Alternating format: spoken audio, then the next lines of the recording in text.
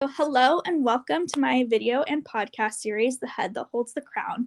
I'm your host, Emma Mather, and I'm extremely excited to kick off this very first episode with our special guest, Hilary Smith, Miss Lane County 2019.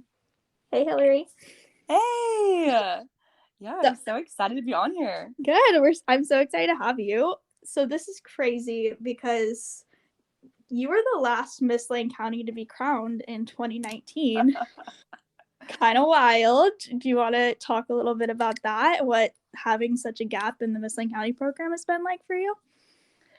Yeah, I mean, it was it was a very interesting time for everyone Yes. because I was crowned in 2019, and then Miss Lane County 2020, I believe, was set to happen in March of 2020, which was immediately when everything shut down for COVID. So then I think it just ended up dissolving for a few years. So I was really excited that they're doing it again. And yeah, it's so funny because it was 3 years ago. So Yeah.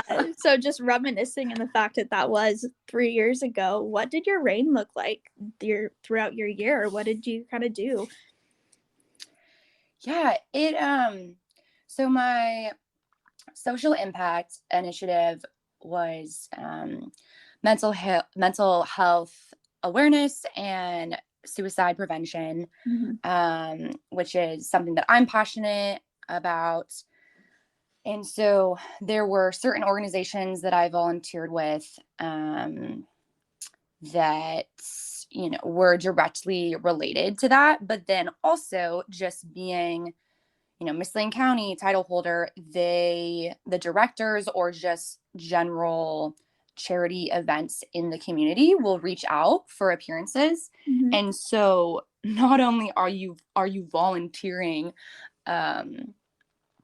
with organizations that you are understand the premise is sometimes you're volunteering with a charity that you don't exactly know what you're in for until you show up. And I think it was really fun because you never knew quite exactly you were in for.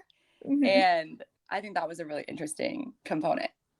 That's awesome. Yeah, so you already jumped into my next point. I was going to ask you about your social impact initiative was about mental health and health resources with suicide awareness and stuff. What was your greatest experience working with your social impact initiative throughout your year? Like, what do you think was the most like memorable or life-giving to you situation that happened with that? There was I'm trying to remember the exact name. It was this certain event. I think it's called Out of the Darkness Walk, that is put on by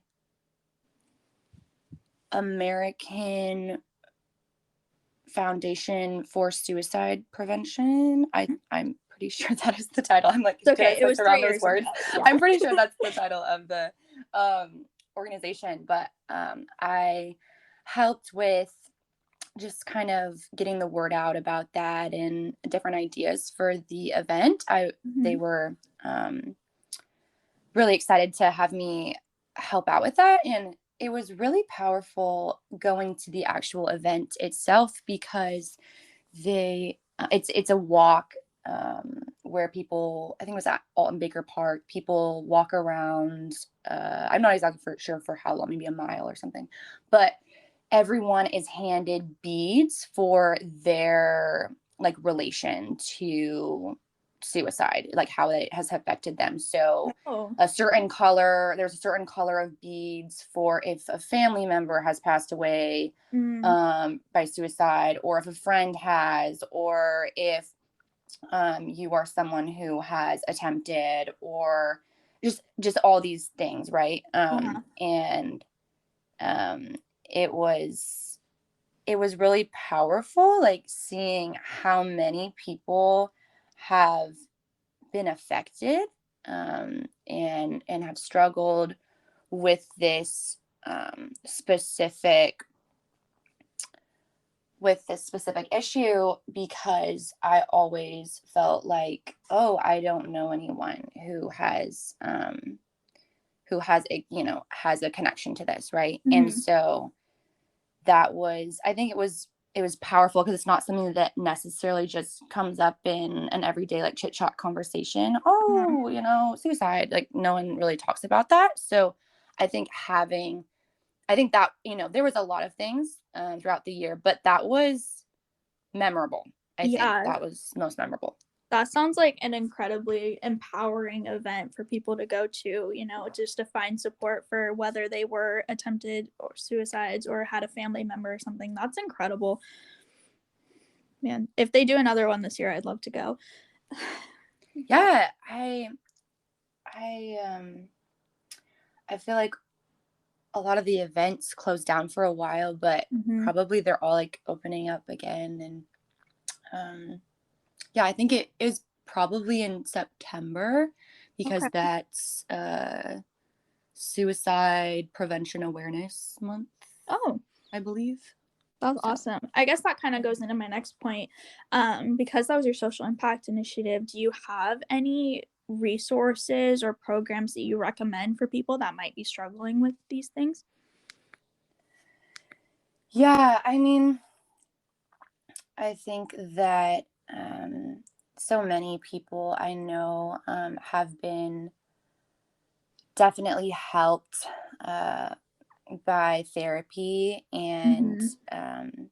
I think one thing that is unfortunate about it is sometimes it is um, on the expensive side if it's not covered by insurance. So, I mean, if someone has health insurance, I would recommend like looking into who is covered.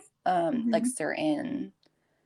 certain counselors are covered by um, by health insurance, and so I would definitely recommend looking into that. But definitely, um, definitely, I know so many people that that's helped them, and Mhm. I think I think beyond that, that's something. Um, Obviously, I would like everyone to have access to that, but Yeah, of course. whether or not someone has access to it, I think it just being a conversation that society isn't afraid to talk about. Mhm. Like if someone um, if someone feels comfortable, if we create a space where people feel comfortable to share what they're struggling with, and not like a toxic positivity environment, Yeah. right? It's much easier to make sure and check in on our loved ones, like how is everyone doing, if we like create that space of, oh, okay, like yeah, like I am struggling with this, and specifically with suicide and mental health, to not have this stigma attached to, yeah, so if someone's having suicidal thoughts, them not feeling like they are burdening people around Mhm. them by sharing those. Or also on the flip side, people being aware that if you ask someone, it's a common misconception, if you ask someone, oh, are you feeling like suicidal, etc., that's not going to spark someone, oh, to give them suicidal thoughts. It's Mhm. quite the opposite, right? And I think that's a common misconception that we have as society is, oh, well, I don't want to like put any thoughts in someone's Mhm. head, right? But actually getting these thoughts out in the open is what helps, rather than people bottling them inside. So I think that's something I'm passionate about in general, is just um, vulnerability and creating spaces for people to be vulnerable as well, and providing hope and all of that. So Yeah, that's incredible. That's such impactful work that I know you've done throughout your year and that I'm sure you implement with your close friends and family and stuff. And so that's amazing. And it's such an inspiration. I think something that we can all strive to do as well. My next thing I was going to ask you about was going to be How was Miss Oregon like for you when you went and competed there as Miss Lane County? Oh, wow. Okay. It it's like funny. I'm like racking my brain for like 3 years ago. That's Um, okay. it it was such it was such a great learning experience. Like really the whole competing process, Miss Lane County and Miss Oregon, I I really did learn so much. Especially like Mhm. interviewing, just as a whole, being interviewed by 5 people, as a 20-year-old college student is probably the best preparation you can have before graduating and having to be interviewed for jobs, etc. I Yeah. mean, the hardest interviews I have ever had, um, and I've had like job interviews for normal like companies, Yeah. and they were so easy in comparison. And I think, yeah, it's like when I have gone into interviews, I'm like, there's no way this is going to be as difficult as a, Miss Oregon interview, a mock Miss Oregon interview, Miss Yeah. Lane County interview. Like it's just a different setup. And the fact that they are able to ask you any question, Mhm. basically any question, about the news, about your political opinions, about something you have done years ago, anything really. Mhm. It's wild. Yeah. No, I can attest to that as well. I actually just interviewed for a promotion last week, and no interview, like every interview pales in comparison to these Miss Oregon and Miss Lane County, all these local interviews. It's so nerve-wracking, but I feel like you also learn so much about yourself. I feel like I have learned something new about myself in every interview I do, because I've just never been asked these questions before, and I've never had to think about these things. And I think it's so cool that we're also able to think on our feet and think on the fly and really say what we mean, because we all know ourselves so well for that. Yeah, another thing I think, I like going off of that, Mhm. one thing that forces you with the judges that they will intentionally pick judges with differing opinions on Mhm. things. And so it forces you to actually decide, what do I think about this issue? And this is my opinion, and be confident in that. And they're more looking for confidence and Mhm. your actual opinion and how you're able to articulate that versus just like, oh, are we going to get along? Because Yeah. it's so easy if one person is interviewing you for a certain company and you can just kind of, do a little bit of like social media stalking, looked on their Mhm. LinkedIn account, etc. beforehand, and you can kind of realize, oh, I think they're leaning this way in opinions, and you can kind of, I mean, I'm not saying don't be yourself, but you can kind of spin what you're saying, like who you're Yeah. talking to. So you're not going to intentionally talk about something that Mhm. would be, you know, um, differing or awkward, to Yeah. talk about.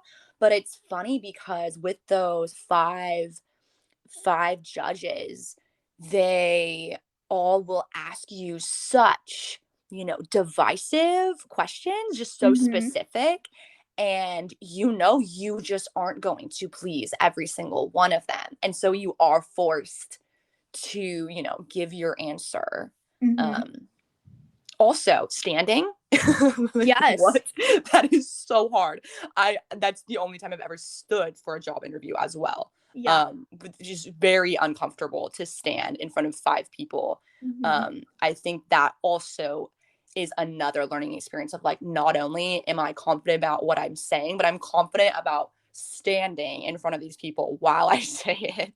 Yeah, that is something that is so crazy too, because I've never had an interview other than through this program where I've been standing. But that also is interesting because they released the videos of the last Miss America class doing interviews, and they were all seated during their interviews. And I just think that that would be such a crazy difference between competing at a local or state level standing and then, being able to be more sitting, and I would say probably more comfortable in your interview, which I'm curious as to how that would change the vibe of your interview. But Yeah, definitely. I know. Yeah, I remember seeing that on Abigail's social media. So mhm. yeah, that was really fascinating that that was potentially one of the changes they've made recently, or maybe that's just a national level thing they do. I don't know, but Yeah, it'll be interesting to see what trickles down from the national level for sure. Um, I guess the next thing I'd ask you about is scholarships. A lot of people don't know that the Miss America program is the number one scholarship program for women. And I guess just if you're comfortable with saying how much you've earned or how the scholarships have helped you get to where you are now, anything along those lines. yeah, um, that was definitely one of the reasons why I was um, excited about, oh, this is something maybe I want to be involved in. There was a lot of aspects, but Mhm. I really did not want to go into debt going to college. And so I worked part-time and I got scholarships from U of O and Mhm. other elsewhere. And so Miss Lane County, and then also you get a little bit of scholarships at Miss Oregon, going the next level. That Mhm. definitely did help contribute to paying for some school. I honestly, it's been so long, I'm trying to rack my brain for the exact dollar amount. Mhm. I want to say it like paid for at least, I don't know, like one or two terms or something That's of college. amazing. It paid for something. It definitely helped for Yeah. sure. Yeah. No, the scholarships are incredible. I think that just the scholarships that I earned when I was a teen and I was a freshman in college, I think they paid for my first year of rent because I had overlap from my other scholarship that I got through U of O as well, SCODUX. Yeah. Yeah, I got But I got some of those too, which definitely helped. yeah, and so it's just so incredible that, we don't have because we compete in this program and we're also earning so many other life skills like competing in interview, like speaking on stage, all of these things, and we're gaining all of these experiences. We're also earning money to help us get towards our future goals and everything, which I just think is incredible. Definitely.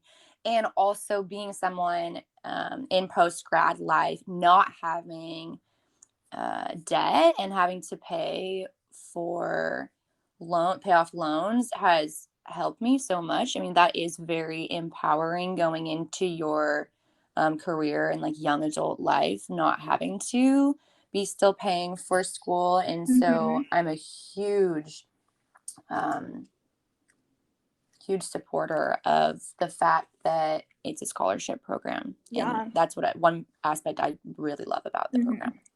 Yeah, well, that's amazing for you that you're debt free. Congratulations. It was hard work, man. Oh, Lots of scholarships, lots of working. I tell you. yes, I bet. Well, that's so amazing for you. Well, I know we were talking a little bit earlier and just talking about this podcast and how people just don't know about what the Miss America program really is. And you were telling me a story about your roommate and not knowing anything about the program and how you being able to chat with them just kind of opened their eyes to this program. We've been talking a little bit about it, but I was wondering if you would share that story with me. Yeah, definitely. Okay, so it was actually my roommate's birthday party. So there was like a few of our other friends over, and we have this Polaroid wall. It's something I like to do. I've taken Polaroids Mhm. like throughout my life. Like since high school, I just take Polaroids here and there. That's And so then we cute. have this whole wall. So it's huge. I mean, um over like 300 photos probably on Oh, there. wow. You didn't tell Um me that. That's amazing. yeah, yeah, it's kind of crazy. So it takes up like this whole wall, and when people come over, they will just kind of stare at it for a while. And there's so Mhm. many photos that people usually stare at it for a while and they pick out certain ones. But Uh, one of my friends, he happened to pick out the one that's of me in my sash and crown for Miss Lane County. mhm. And he just goes, wait, what? Like, you did a pageant? He was just so confused. Yeah. He just was like, what does that mean? And then of course so many other people who were over at this birthday party were just curious as well. And so it just turned into this little session of explaining what the Miss America program is. First of all, how it works, because I think a lot Mhm. of people have heard of Miss America because it Yeah. is televised Mhm. and And it's it's over 100 years old, like, yeah, and it's people been have around heard for it. so exactly. It's been around for a very long time. It's televised. It's like Miss Mhm. America. It's kind of like an icon, also somewhat like I don't even know, like this stereotype attached to Yeah, like yeah. beauty pageants, Miss America kind of thing. And Mhm. so I was just explaining, like, okay, so first there's, the county or like the local title, Mhm. and then you go to state, and then you go to the national Miss America. And so even that, people were like, oh, I didn't know that that's how it worked. Mhm. And then he was just so curious. It was so funny. Like, so I wasn't even having to, like, you know, explain unsolicited like information. He literally was asking so many questions. He was like, so what are all the components, and Uh-huh. what does it mean to be Miss Lane County, and what makes them choose one person, and all this stuff. And so I was just explaining, like, oh, there's this part, there's the talent portion, there's the interview portion, it's a scholarship program, Mhm. there's the social impact initiative, and you have a year where you volunteer in the community, and there is like the evening gown portion, and you walk around, and Mhm. there's so many components. There's the onstage question, Uh-huh. and everyone was so fascinated. Like, um I almost felt like put on this spot. I was like, oh my goodness, like everyone's listening to me right now. But it was funny. Just everyone was like, oh my goodness, like Miss Lane County, okay. And it was kind of fun. And I was like, actually, Mhm. I'm flying back to go help with the crowning of the next Miss Lane County. And it was like next weekend. And it was really fun though. That's amazing. Yeah, I think it's so cool that, so many it gives such an amazing opportunity to really shine light on what this program is when people don't know about it, but, this is something that we can kind of bridge that gap. But I think another thing that people don't really realize is such a big part of this program is the sisterhood. I know we all of our Instagram posts are going to be like the sisterhood is real, or things like that, because it's so true. And I just was curious, what does the term sisterhood mean to you? Definitely. I think there definitely were specifically a few girls that I came away with, especially after Miss Oregon Week, feeling like these are people I am going to be friends with potentially the rest of my life. And Mhm. I'll even, call in, and we'll like catch up every once in a while and just kind of share, what we're up to. And Mhm. it's just fascinating. It's like, when else are you going to have? I just don't think that I would have met any of these girls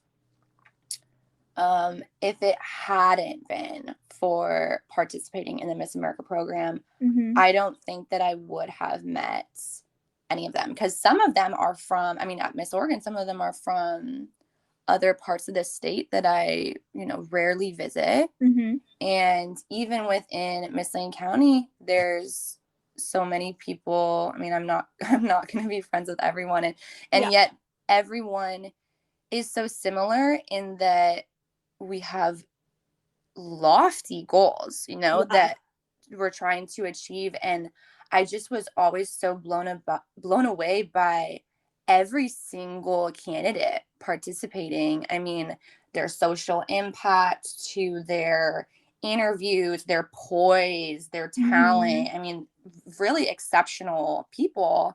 And it was really such a great experience to be a part of that and get to know all of them. And I feel like that's something that nothing else would be quite like that, So, Yeah, no, I completely agree. I think it's so crazy that for me, I think one of the most like influential times that I while I'm competing is during crowning and just being able to like stand on this stage with however many other girls you're competing with that all have, like you said, lofty goals. Like we are all trying to do things like solving hunger or all of these things, no, yeah. working with foster children, working for the Children's Miracle Network, working for mental health awareness, all of these things that we are all so passionate about,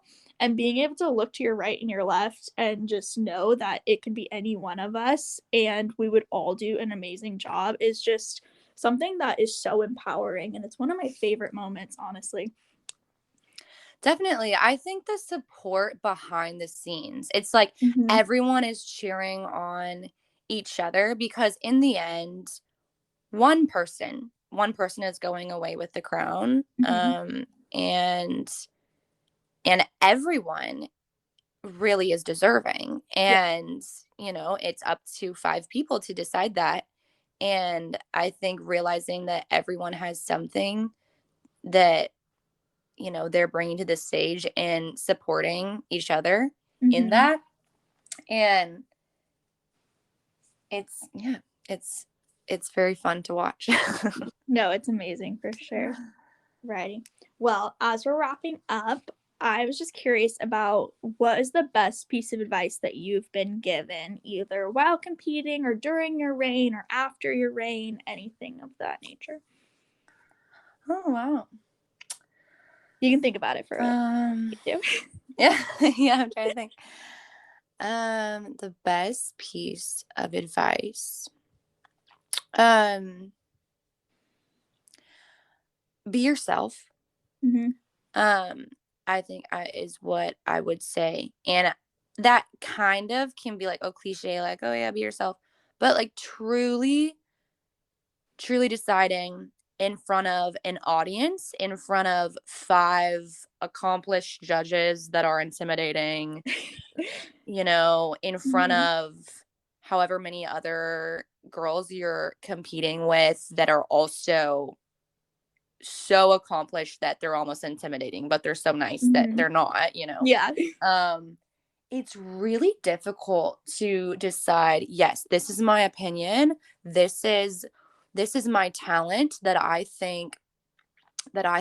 thrive in the most and I'm most proud of. This is the dress I think I look best in. This Mm-hmm. is the social impact that I am most passionate about.